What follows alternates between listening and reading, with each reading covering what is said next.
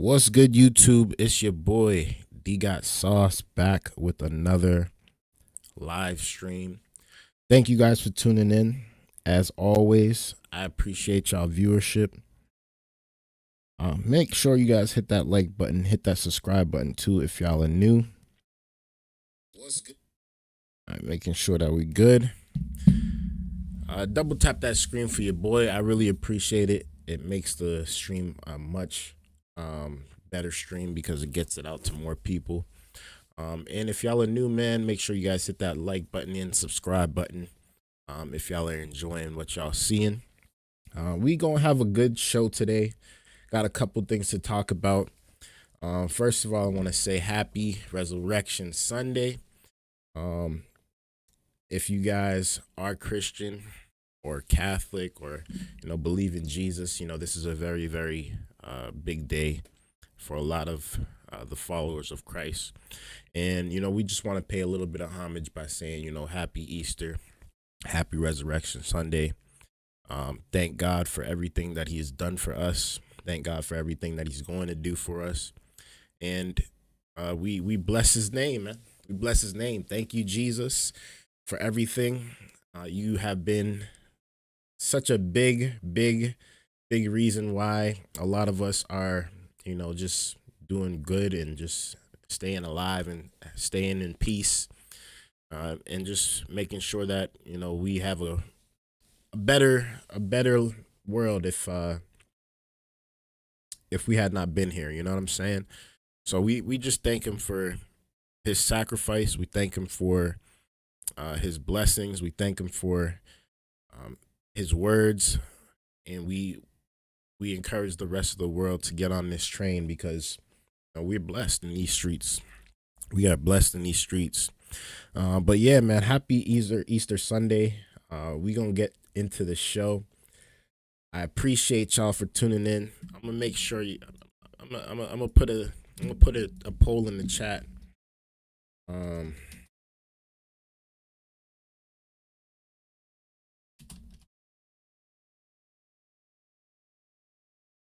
Question of the day.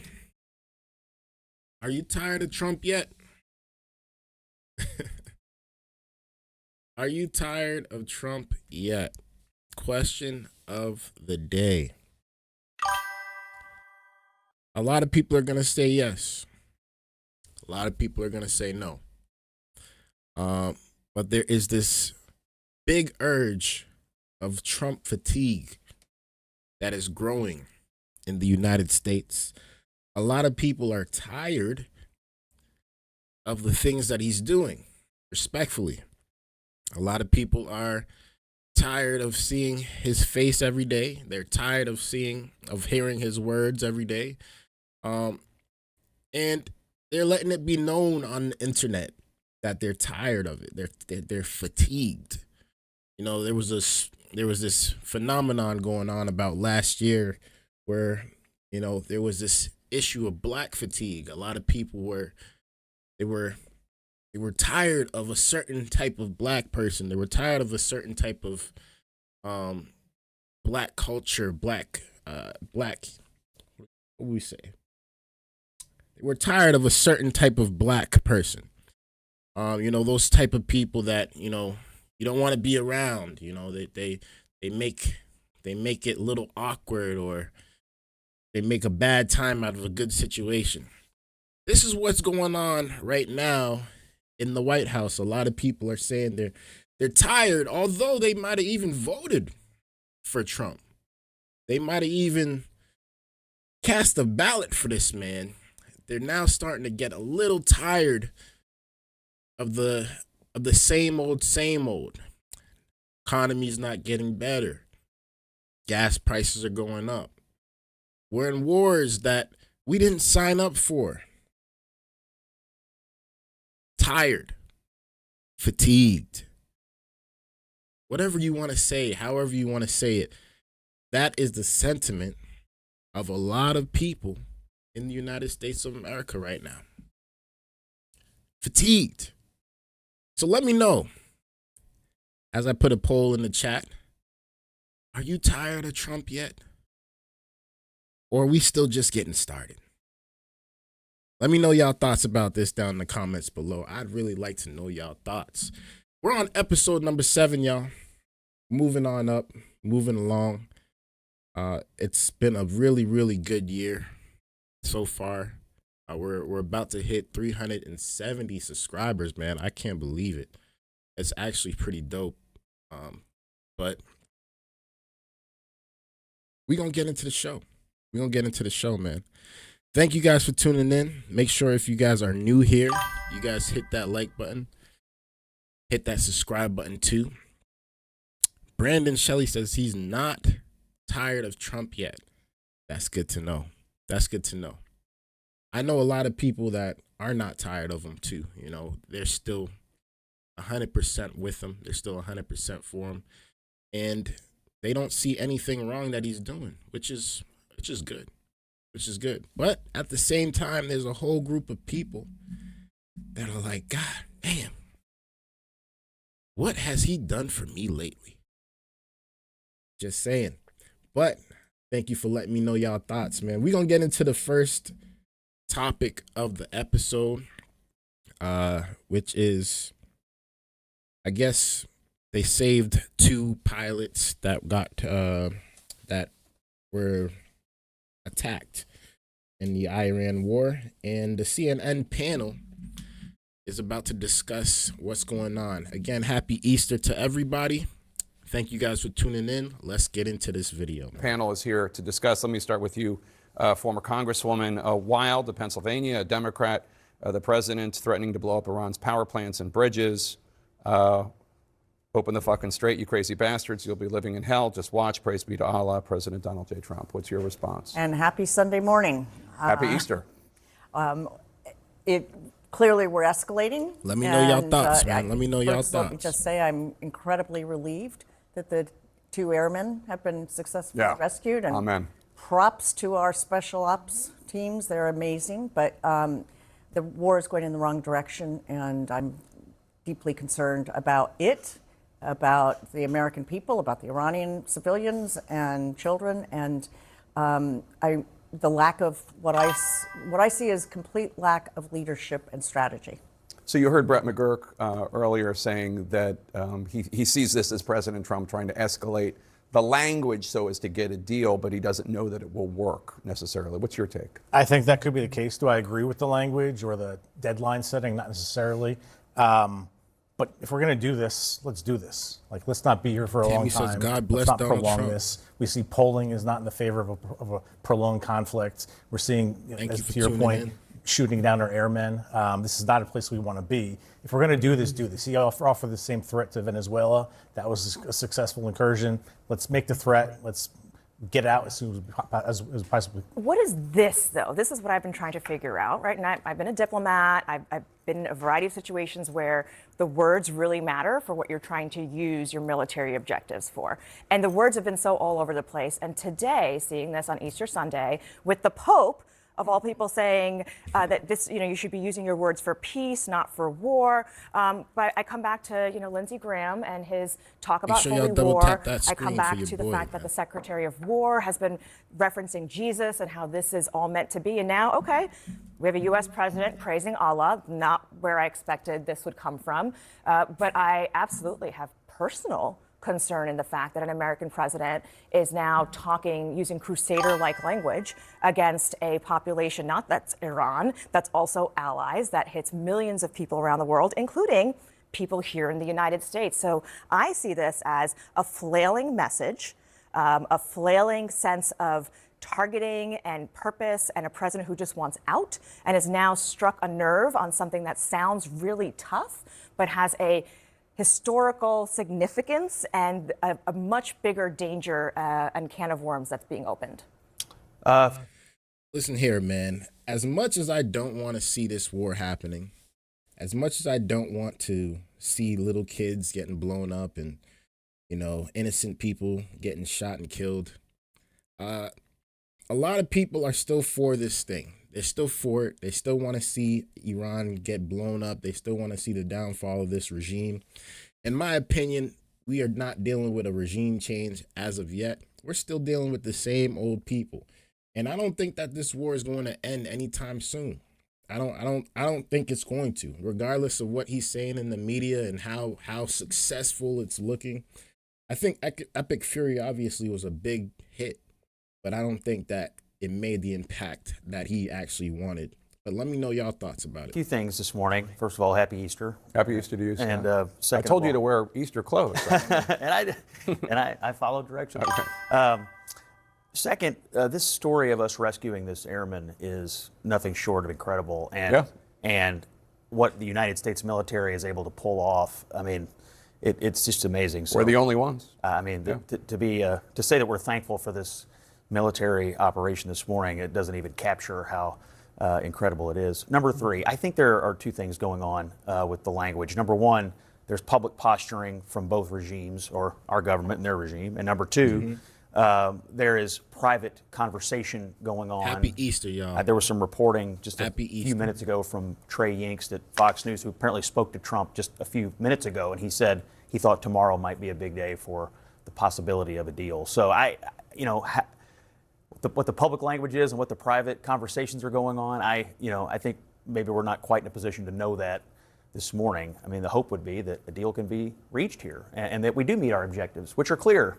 We're not going to have Iran be the largest state sponsor of terrorism anymore. They're not going to have a ballistic missile program that can threaten us and our allies. They're not going to have nuclear missiles. They're not going to have an aggressive Navy that threatens ships in the Strait of Hormuz and in the Gulf. So if that's what comes out of this, that would be great. Now, where we are in that process, I think remains somewhat opaque, to me at least this morning. Congressman? Brandon Shelley says these dumb a-holes would rather let our kids and grandkids get nuked. Idiots. I don't think they want our grandkids to get nuked. I'll be honest with you. I don't think that's the thing. Obviously, nobody wants the U.S. to get nuked by Iran, or nobody wants the U.S. to get bombed, but I don't even think Iran can reach us. Israel will probably get nuked. Israel will probably be the one getting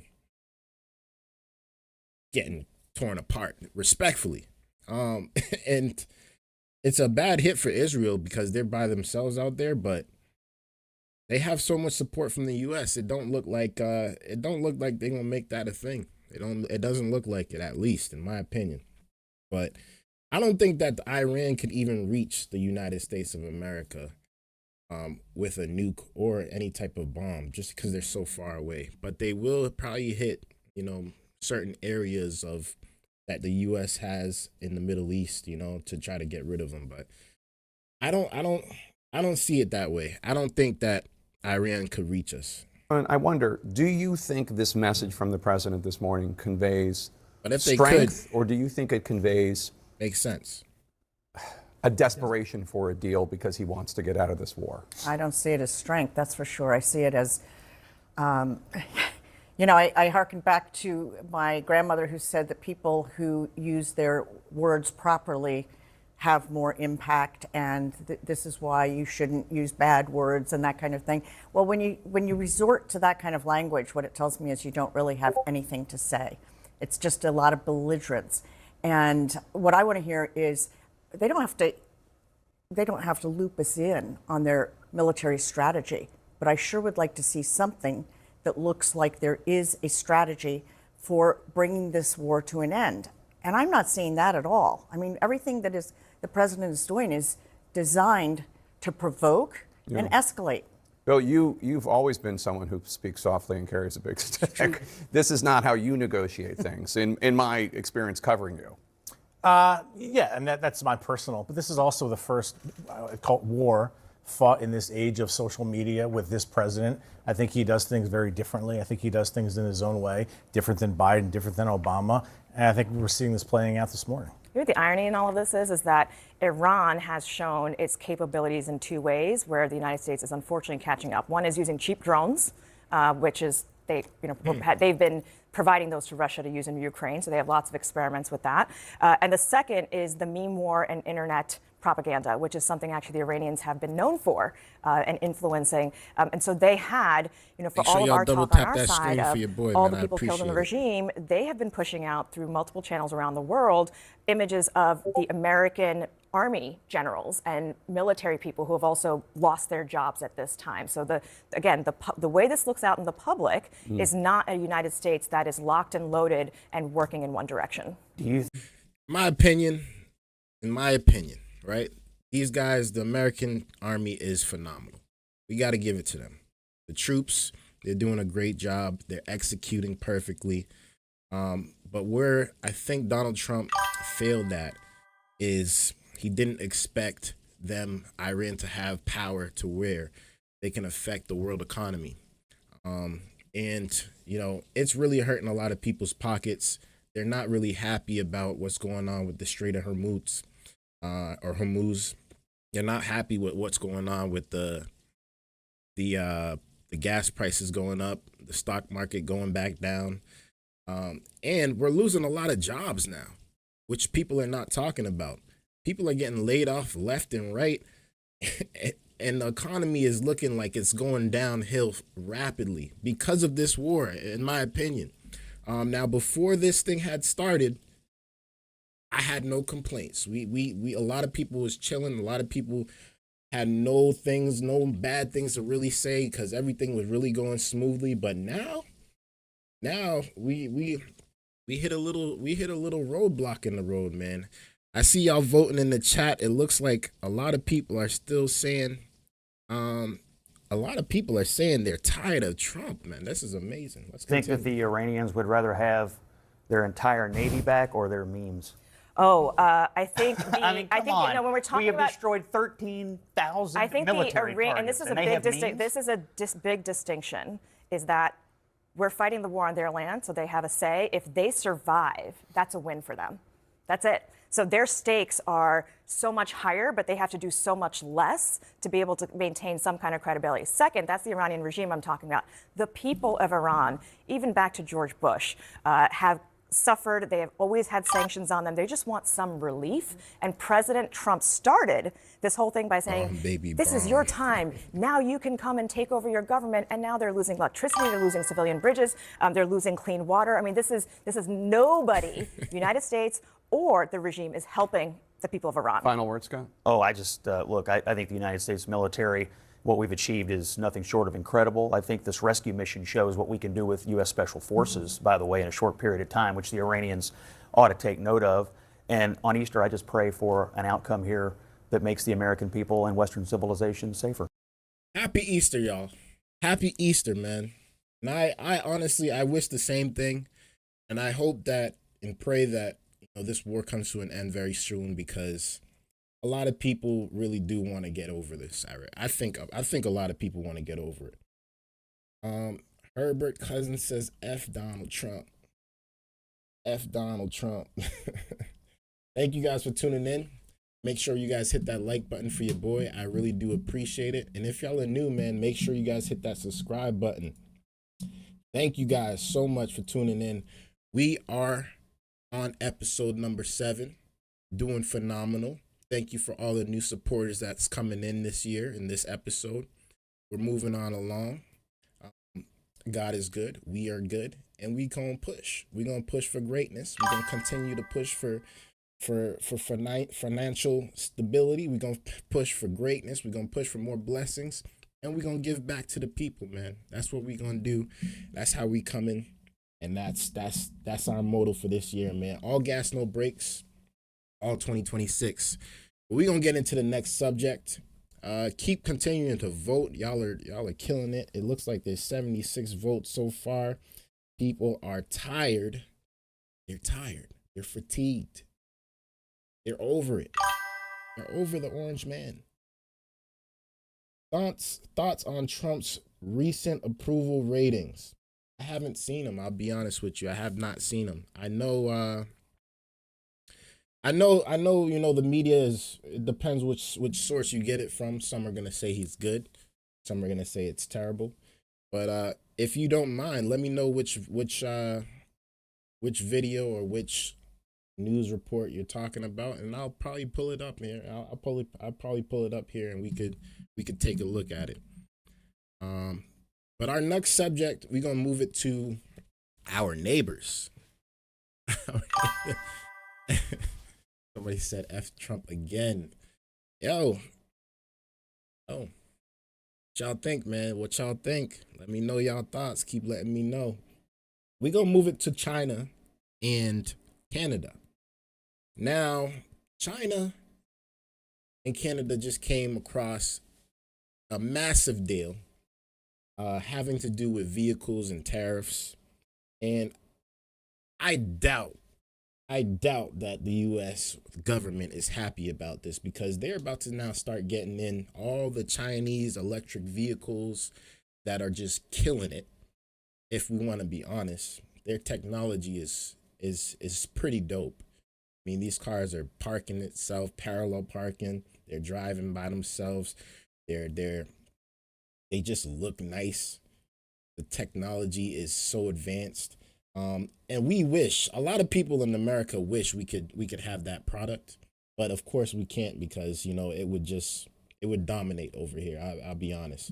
But China and Canada have now reached, it looks like, an agreement to start bringing in Chinese cars, man. Let's tune into the video, see what's going on in the streets.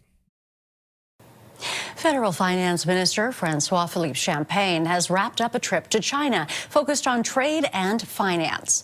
Champagne says he told his Chinese counterparts that Canada wants to resolve any trade irritants between the two countries, including a 25% Chinese tariff on Canadian pork.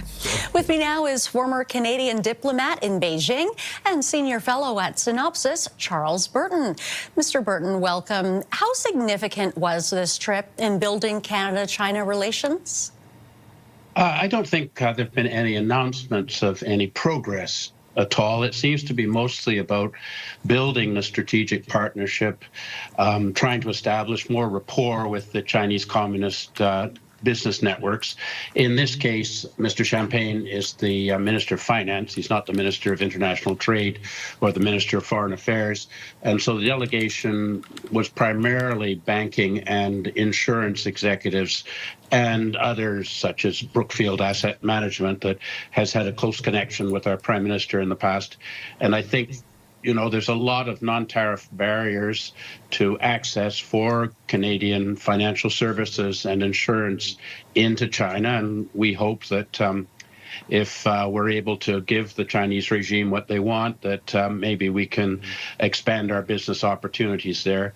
And the Minister Champagne did meet with the Chinese Vice Premier Ko Li-feng, who said that there would be a Chinese delegation coming to Canada to continue the engagement in this area. So, you know, nothing's happened, but maybe we're, I don't know, breaking the ground for possible benefits to Canada from the strategic partnership and our downplaying of the non-trade areas like human rights and foreign interference, Chinese espionage, and so on. That and of course the concerns over forced labor products coming into Canada that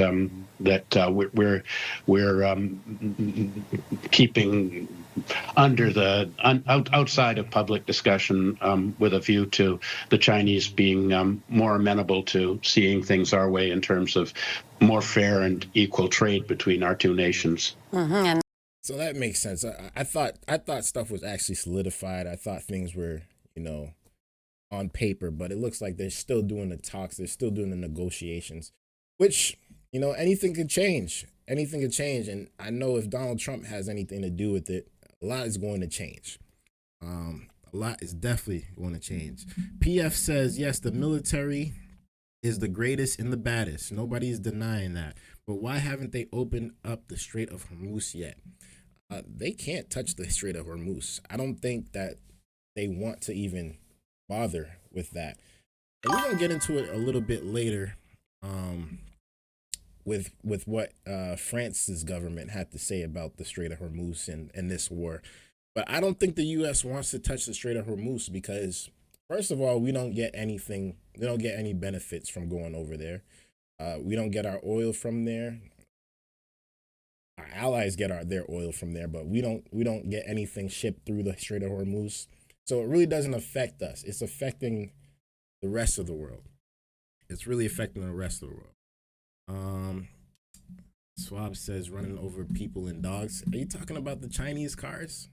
Goodness. That certainly came into the spotlight over the past week, of course, with the MP Michael Ma and some comments that he made that he has since apologized for. Those tariffs, though, those pork and seafood tariffs do remain in place. Could we see a deal happening there as Canada continues these diplomatic and trade engagements with China? Well, I think that China weaponizes these economic relations, and we saw the imposition of the tariffs because Canada imposed 100% tariff on the import of Chinese EVs under the Trudeau administration, and then of course the Chinese falsely claimed that there were problems with our canola seeds at the time of our detaining the Huawei CFO Meng Wanzhou on a U.S. extradition request. So somebody said Trump is doing such a good job that Texas is turning blue and starting to vote blue. I never would have thought. I never would have thought that Texas would have turned blue. He was doing such a good job. He was doing such a good job. I'm telling you, man, people are getting tired of it. People are getting tired of it. It's possible that if we make further concessions to China, including in non-trade areas such as Taiwan, the South China Sea, Canadian participation, interdiction of illegal UN sanction busting Chinese exports into North Korea and so on, that they might give us concessions on canola and meat. But based on our experience with dealing with the Chinese, if we displease the regime in some other way, then they could apply arbitrary non-tariff barriers to other areas such as potash or wood products or whatever. So it's very difficult to deal with the Chinese because they often violate the spirit of contractual relationships. And, our canola farmers have really seen this in spades. And I think, the canola industry is really considering whether they should be using more canola to produce biofuel instead of the reliance on an uncertain Chinese customer. Now, after Carney's trip in January, U.S. President Donald Trump threatened a 100% tariff on Canadian goods if Canada makes a deal with China. Do you see a strong reaction coming from Trump this time around? I think it's possible that it will come into the CUSMA negotiations, for one thing. With regard to the Canadian failure to prevent the products of forced labor from coming into our market, there are quite a number of products available, including food products, which are quite explicitly from the Chinese Xinjiang Construction and Production Corps.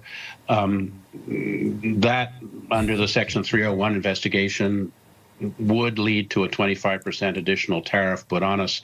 So unless we can really get our act together more rapidly to comply with the U.S. demands on the import of forced labor products, we could have more difficulties with our access to the U.S. market.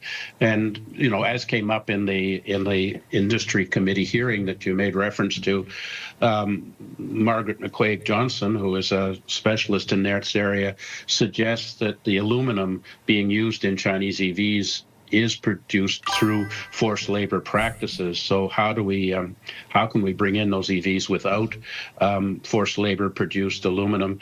Mr. Champagne said that he would be raising this matter of supply chain transparency with the Chinese, and he said that he did raise human rights with the Chinese government, but based on our new policy of not criticizing the Chinese regime publicly, people like you and me and the Canadian public don't have absolute clarity on where this stands and how the Chinese responded to whatever he might have said to them. Yes, some critics certainly saying it came across that way over the past week. We'll have to leave it there, sir. Thank you very much for your time. That is former Canadian diplomat.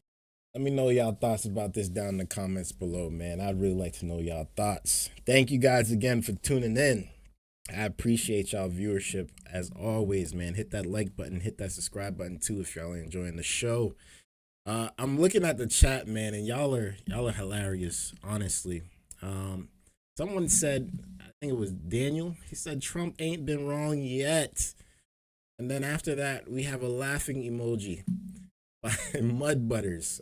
Like the names. Mud Butters? Really? Oh man. Ed says F Donald Trump. Matthew says it's funny that people believe that dumb A people mudbutt. Talking to mudbutt here. Okay, cool. Thank you guys again for tuning in. I appreciate y'all, man. Y'all looking like 58% is saying yes, they're tired of Trump, and 42% are saying no, they are not. In my opinion, Donald Trump could be doing so much better. Donald Trump could be doing so much better, bro. If you guys want to know my thoughts, I think he's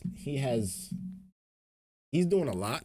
I think he's doing a lot, and some parts of me wants me to say he needs to slow down a little bit, because I'm starting to see a little bit of Joe Biden, unfortunately. And this is one of the biggest reasons why I didn't vote for Kamala Harris. And it was because Joe Biden just didn't look like himself. He looked like a shell of himself. He looked like he wasn't controlling anything. Now, I don't think that Donald Trump is not controlling things. I think he still is. But I think that he's doing a lot, to the point to where he himself is getting tired. It doesn't look like it's the same Donald Trump that we saw last year. It looks like he's been through a lot. It looks like he's exhausted. And he's digging himself into a hole that a lot of people are not appreciating. A lot of people are not really appreciating what he's doing right now. And it's showing. Whether we like it or not, it's showing. So my thoughts on it is, I hope he gets back to being the president of the United States and putting the American people first. Whether that means we have to drop this war and get back to business over here, then let's do that. If that means we gotta do some other deals with certain countries that, puts more money in the American people's pockets, I think his legacy would be much, much greater if he really just focused on homeland, in my opinion. But let me know y'all thoughts about it, man. Thank you guys again for tuning in. Double tap that screen for your boy. We're going to get into the next subject. On this one, I saw this. I was just appalled. I was appalled, man. New York City.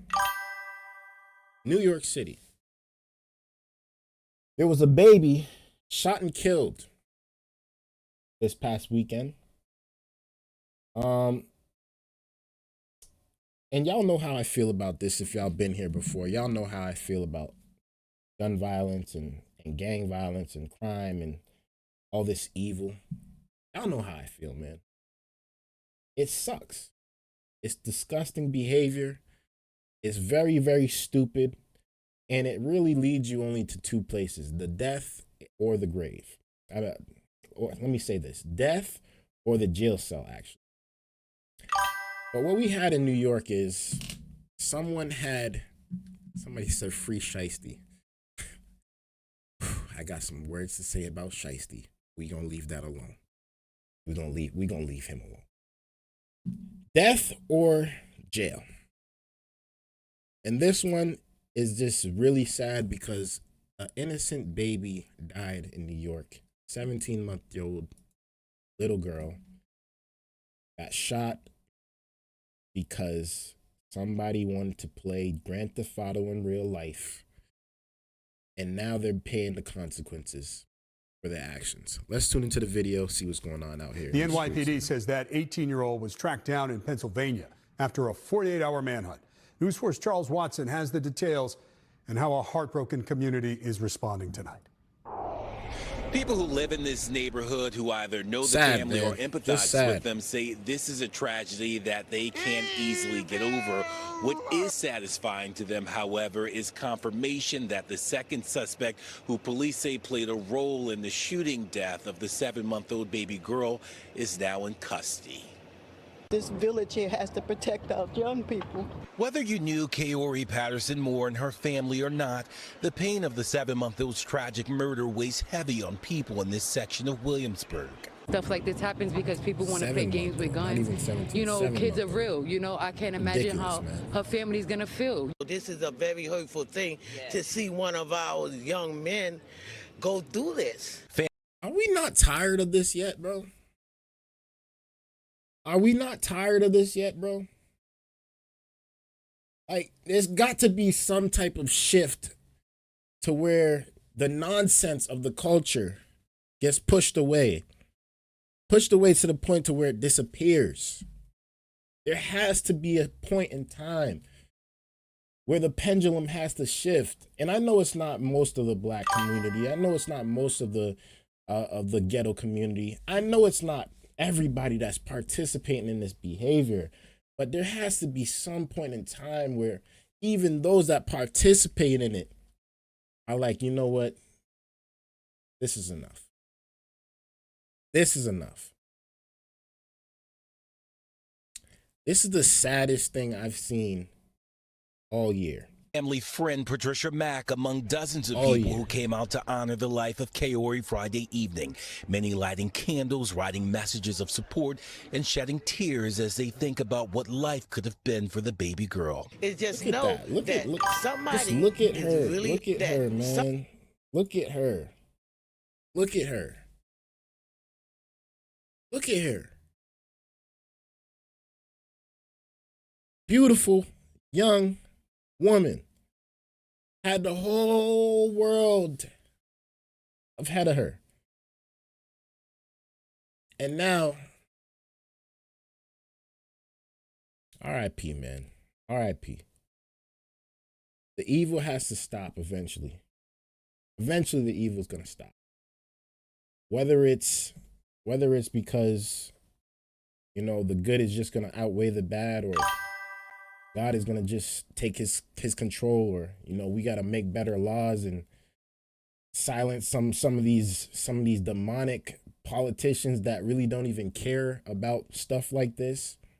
Evil is going to have to go eventually. We cannot have this type of stuff happening in our streets, man. We cannot have it. It's just know that somebody is really hurting tonight, and they're more than we're hurting. You know? You know, but when one mother hurt, we all hurt. Late Friday, police confirming the arrest of the second suspect, who authorities say played a role in the gang-related shooting that snatched Kaori's life away. Law enforcement sources telling News 4 18-year-old Matthew Rodriguez, the alleged moped driver, was taken into custody in Pennsylvania. This following the arrest of his alleged co-conspirator. Telling News 4 18-year-old Matthew Rodriguez, the alleged moped driver, was taken into custody in Pennsylvania. This following the arrest of his alleged co-conspirator, 21-year-old Amari Green, who, according to a criminal complaint, faces murder and several counts of attempted murder for allegedly firing the shots that killed Kaori and grazed her 2-year-old brother. Welcome news to folks still trying to make sense of what happened. They deserve that, flying off that bike, trying to do what they did, that even if it's gang and stuff, you don't do that, not when kids are involved. And despite the pain of losing Kaori, her grandmother telling News 4 on Thursday that she's willing to extend an olive branch to the young men now tied to her murder, telling them, we forgive them and just repent to God. God is the ultimate judge. Now, police. You know, I love her. I love her sweetheart. I do. I really do. And, you know, we need more people out here like her to just make sure that we don't go insane over these type of situations. Shout outs to grandmama. But if I was her family member, I'd be furious as hell. I'd be furious as hell. And I really wouldn't want to be forgiving anybody at this moment in time. I wouldn't want to do it. I'd want to get my get back. I want to get my get back. Sad. Somebody said God ain't real. He ain't real to you. And he don't gotta be real to you. He don't gotta be real to you. Let the people that God is real to be, real to, let it be real to him. Let it be real to her. And you mind your goddamn business. That's how I feel about it. They're looking into whether the baby's father was the intended target of the shooting. As for the second suspect, charges for his alleged role in the deadly shooting are currently pending. In Williamsburg, Charles Watson, News 4 New York. Disgusting behavior in New York, man. Disgusting behavior. We're praying for the family, praying for all those that are involved, that they get a speedy recovery, honestly, and we just praying that the family finds peace. The family finds peace. I could care less what you say, stay curious. I could care less. I could care less. Honestly. You know, mind your business. If he's not really you, mind your business. Like, don't come in here talking about God ain't real when the majority of people believe. And even if, you know, your claim is correct or whatever, who are you? Who are you? Who are you? Respectfully. You know, some moments and times like this, I wish I could bring people up here and debate this conversation. Debate it.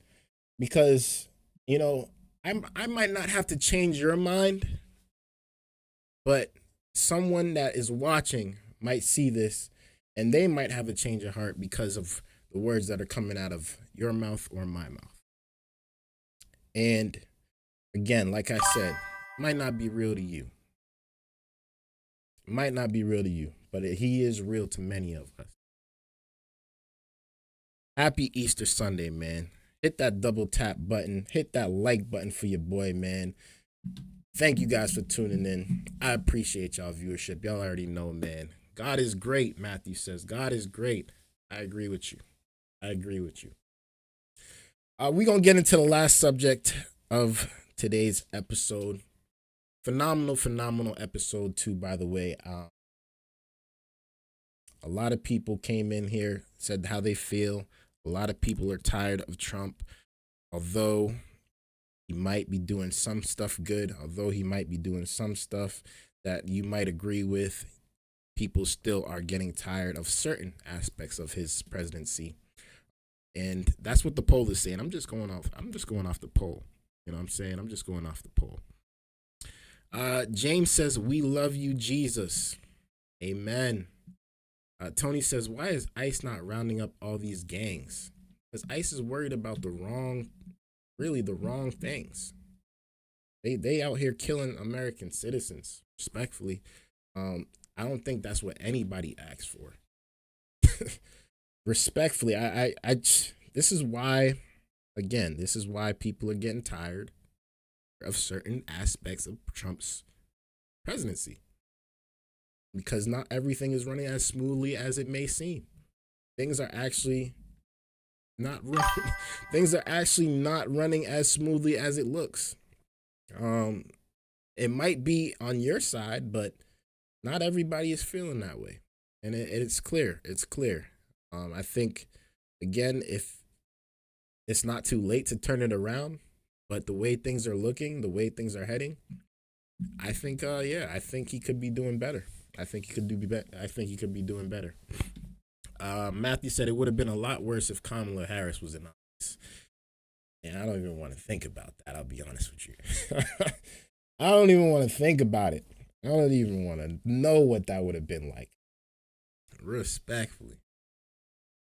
But yeah, we're gonna get into the last topic. And this one is going to be about epic fury and how Trump has the right to be furious because nobody's trying to help him. All his NATO allies are not trying to get involved with the war. all of the trash talking he's talking to Europe about, and France, and France is about to speak. France is about to say how they feel about this war, what they're going to do when it comes to this war, and how they're going to move going forward. And I think people should know and see exactly how they feel. So let's tune into the video and see what's going on out here in these streets. Make sure you guys double tap that screen for your boy, man. All right, the UK is building a coalition of more than 40 countries to push to reopen the Strait of Hormuz. Meanwhile, the president of France is responding to President Trump's criticism of NATO.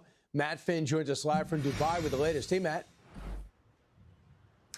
Hey, Brian, behind me is the Persian Gulf. Not too far back there is the Strait of Hormuz. And President Trump has been warning that foreign countries that heavily rely on the strait need to take the lead against Iranian terror. Well, in London yesterday, 40 countries joined a virtual meeting to discuss the urgent need to diplomatically restore the flow on the Strait of Hormuz.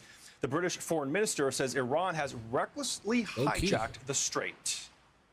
Our job is to take decisions in the UK national interest. That's what this government will do, not based on any other country's priority or anything in terms of the US or other countries. But it's in our interest to be working with those countries that we've gathered together today on how we ensure that the Strait of Hormuz can be reopened, how we respond to these reckless Iranian attacks on international shipping. And French President Macron has dismissed military operations to open the Pickens says, I don't think Trump will last another year. No brain left, no energy. He is sickly and ineffective. That is why he's holed up in the White House. Yikes. I think we're all seeing a little bit of a decline. And if this is just us being honest, man, like I voted for Trump. So I'm not going to be over here. Hey, you can't call me a hater. You can't call me a hater. I'm just saying as I see. Yes, I'm seeing a little bit of Joe Biden. I'm not going to lie to you. I'm starting to see the mumbling. I'm starting to see the tripping. I'm starting to see the lack of paying attention and focus. I'm starting to see it. And he's old. If we're being real, he's old. So yeah, unfortunately, we are starting to see a downcline. Strait as, quote, unrealistic. And yesterday, Macron made some pointed comments seemingly aimed at President Trump and the United States. As President Trump has been warning, he may pull the U.S. out of NATO. Macron saying, when you've committed to an alliance, you live up to those commitments. This is not our operation. They can hardly complain afterward that they, the United States, are not being supported in an operation they choose to undertake alone. This is not our operation. What we want is for peace to be restored as quickly as possible.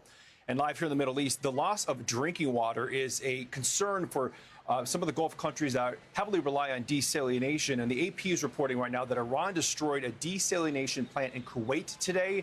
And that country reportedly gets 90% of its water from desalination. Back to you, New York. Thanks, Matt. Meanwhile, the U.S. reportedly taking out Iran's tallest bridge. We have it on video. Just one day after President Trump warned he's ready to finish the job. The president demanding the regime make a deal as they're reportedly threatening American allies in retaliation. Retired four-star general, Fox News senior strategic analyst, chairman. Before he starts speaking, man, I gotta be honest here, man. What does y'all think this is gonna end up being? Are we going to have to nuke Iran? Are we gonna have to do that? Is that gonna be the unfortunate truth of this situation? Because I don't see how we can just pull out now. It's the same leadership. They're still bombing other places in the Middle East, still taking their frustrations out. Like, what else? You knock out their power. What else can you do after that? And are we going to be the bad guys if we nuke them? Question of the day. Question of the day. My brother, I escaped the Democratic plantation and I kept running. Honestly, I understand why. They are okay with a lot of stuff that just blows my mind. But my thing is, I don't want to be a diehard one-sided person. I want to be able to communicate with both sides, get both opinions, and make the best decision for myself. Make the best decision for myself, my family, and whoever I feel like would be included in that. The U.S. will never nuke Iran because Israel wants that land. I mean, that'd be good for Israel if that happens, no? Because if Israel wants that land and there's nobody on that land, that means they can easily just walk in and take it, like they're trying to. I feel bad sometimes. I really do feel bad. Hi, Karen. Thank you for tuning in. I really do feel bad sometimes for Iran because there's a lot of people there that are going to be killed. They're going to be sent to Allah, if you guys want me to put it in the best way possible. They're going to be sent to Allah, and they have nothing to do with anything that's going on. They're completely innocent, probably don't even want to be there, struggling like everybody else. It's sad. It's really sad. That Lana, thank you, Lionel Mitchell. Thank you for tuning in. Appreciate you. But if it comes down to us nuking Iran, what next? What next? How can we come out of this without that being the end all be all? Of the Institute for the Study of War, General Jack Keane joined us in studio. General, great to see you. Blowing up that bridge, the president sending a message just at the beginning. They came back and showed a full screen of all the bridges, as if to say, blow them up if you want. Yeah, well, Drew said, I voted for Trump 3 times and I am mad at myself now. He said no new wars. He said no regime change. America first. That was the message that I got behind. He lied and I'm done. Somebody said Trump fatigue. Trump fatigue. Again, a lot of people, even that voted for Trump, is feeling that exact same way. And I agree with you. That's what he ran on. He also ran on the Epstein files, which blows my mind because he's all up in it. Listen, they have a lot of bluster. They have a lot of rhetoric. Let's continue. And they're losing all of their capability day in, day out. And what you see is the propaganda that they put out, largely for domestic audiences, but also trying to play to American audiences. Really what they want is continued opposition to the president in terms of what he's doing to break the will of the American people in supporting this war. And but the facts on the ground are real, and they are definitely losing their capability. And we're going to get to the point where we will accomplish all the assigned missions that the president has given the CENTCOM commander and Prime Minister Netanyahu has given Israeli Defense Forces. We're getting closer and closer every single day to that reality. The Wall Street Journal writes in one of the editorials today, the only reason why Iran is surviving this war is because of the Strait of Hormuz. The Iranian thinking is, at the end, the strait must remain under the control because it's their only deterrence. Matthew says, this is not a new war. Trump is just putting an end to an ongoing war. I agree with you that it's not really a new war, but is he putting an end to it? I don't know. To me, that's like what probably Russia is thinking with Ukraine, and now it's been 4+ years. It's been 4+ years. They said that was they were gonna be done with that in a couple weeks. The same thing, and they saying Epic Fury is gonna be done in a couple weeks. We're gonna be out of there in 3 weeks. It's been over a month, and really, they've killed the leadership. I get that, which is a phenomenal job. Again, we have the best military, but we're so far from finished. So far from finished. It's just my opinion, but let me know y'all thoughts. I guess you kind of agree with that. So what do we do about it?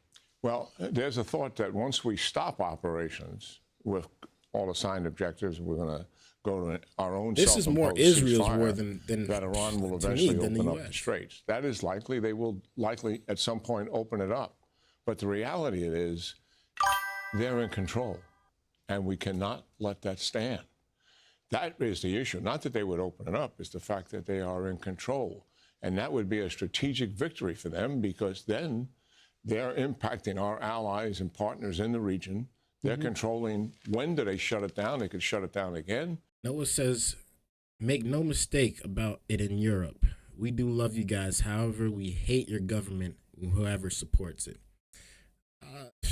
I would hope you guys don't hate our government and whoever supports it. Especially because the majority of us voted for it. And although we may have some disagreements, we still have to be united. Unfortunately, that's just the truth. Because if we're not united, that gives Russia and China any leeway they want to come over in Europe and start doing what they want over there.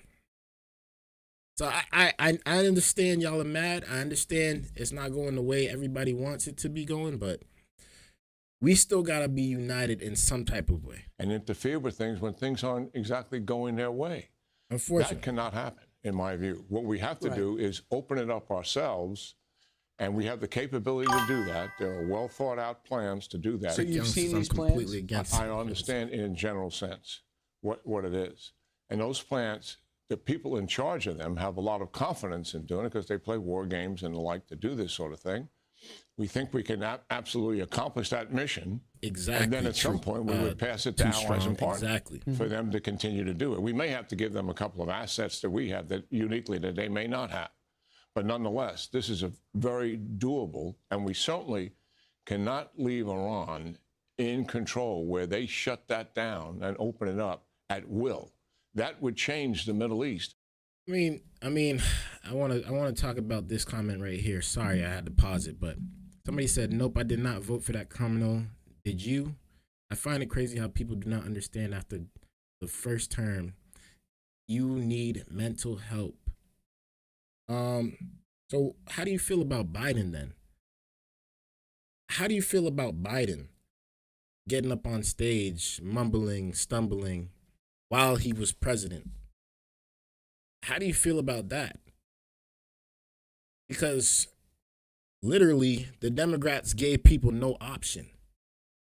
If you want us to be real, Kamala did great for the 100 days she had. Obviously, she had a lot of money. She had a lot of donators. She had a lot of press. Could have done better. But Joe Biden gave the American people no opportunity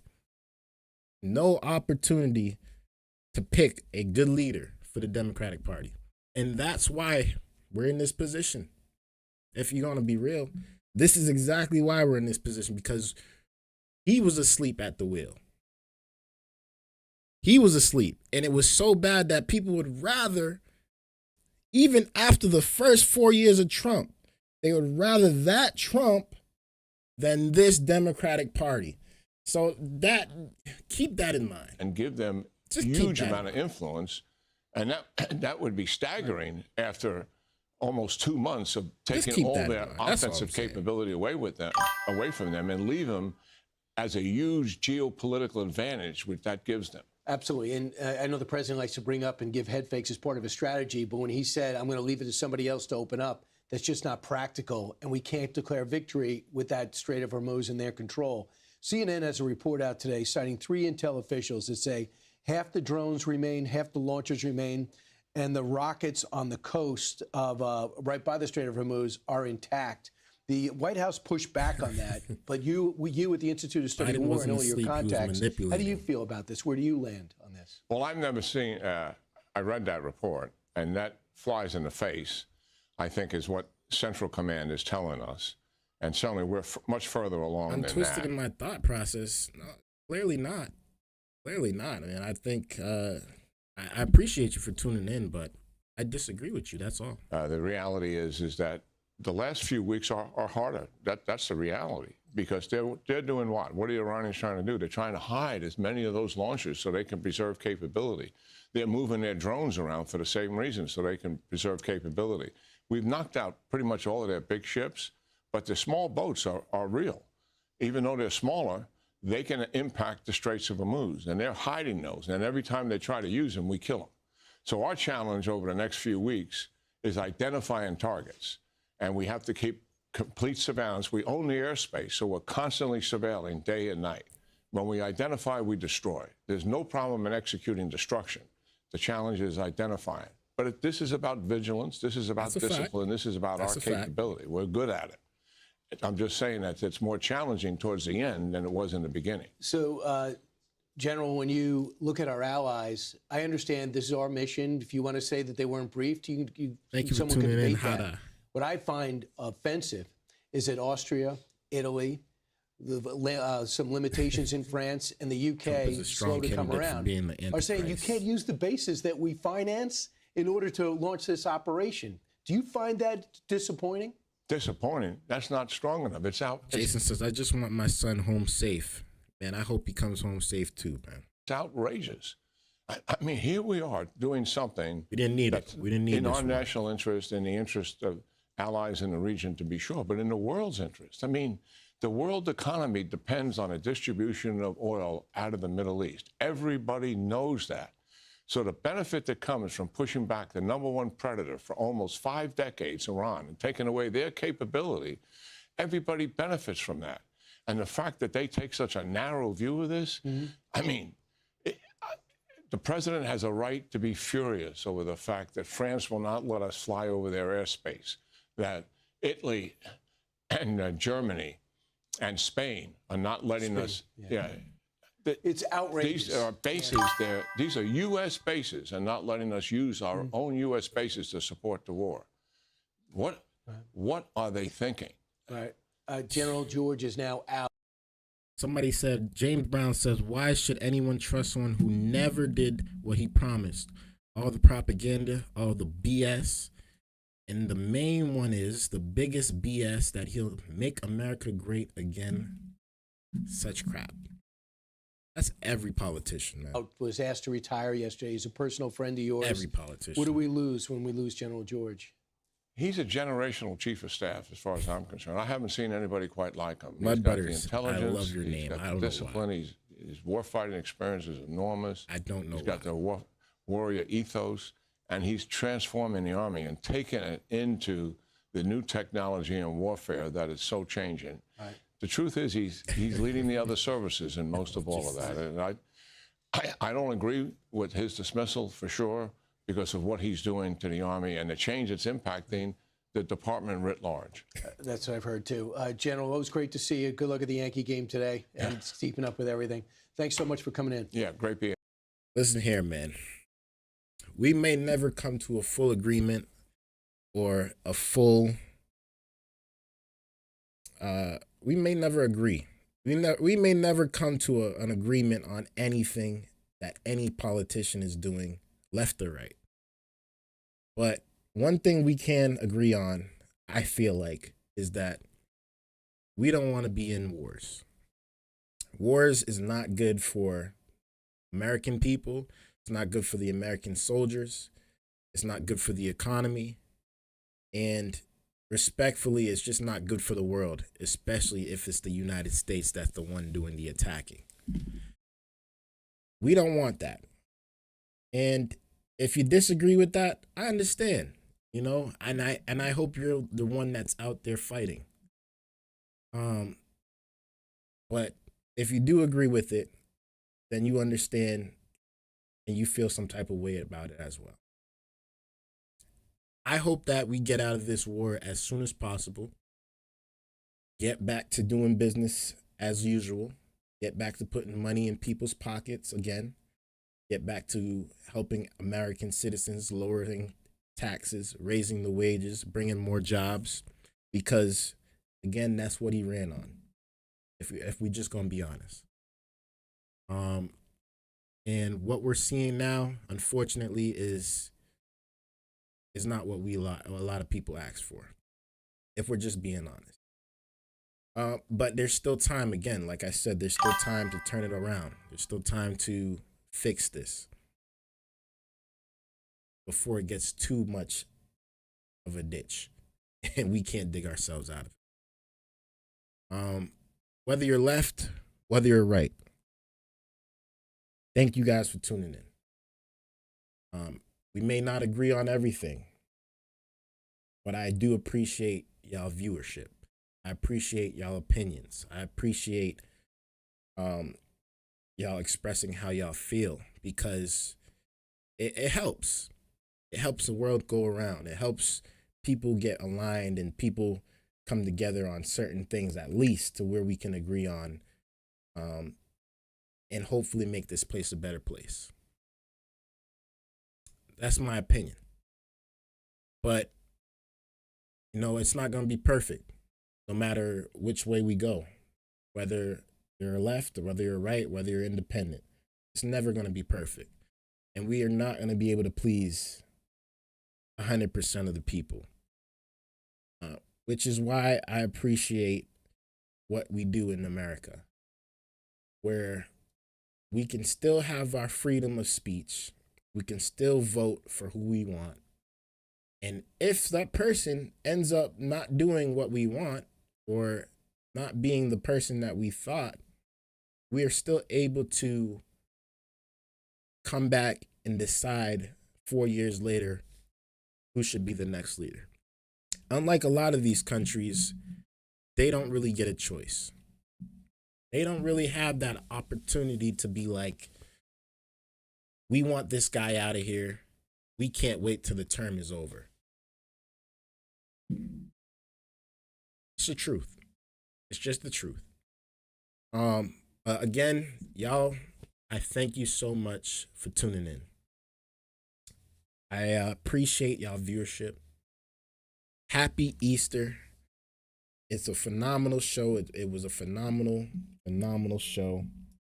You guys, I wish y'all the best. I really do. And I hope to see you guys again.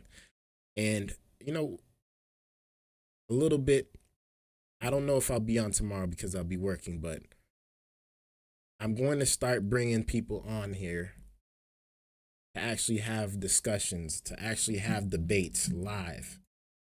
And I'm looking forward to that conversation with some of you, because I want to be educated and I want you to be educated. And that's the end goal.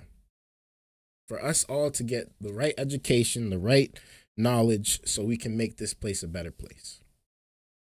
That's all I'm caring about at the end of the day. That's all I care about. I'm going to end the poll. It looks like the majority of people, not by much, are tired. Majority of people, but not by much. Which is good to see. Which means, in my opinion, it means we got to get back to business. We got to get back to America first. We got to get back to making the economy better. We got to get back to making people happy. And until then, we're going to always see this divide. We're going to always see this negativity. Again, can't please everybody. It's okay. We're not here to please everybody. We're here to please as many people as we can. Thank you guys for tuning in. I got to go. I wish I could stay a little bit longer, but I will be back. I'll try to be back tomorrow. Happy Easter Sunday. Again, I pray for you guys. I hope that you guys are blessed. Pray that you guys enjoy your Sunday, enjoy the final day of the weekend. And obviously, I pray for success and more blessings to you. Love and respect, man, from your boy Dgotsauce. Somebody said Israel first. Y'all are hilarious. Much respect to y'all. I love you guys. Make sure you guys hit that like button and that subscribe button on your way out. Until next time, man, it's your boy Dgotsauce. Peace.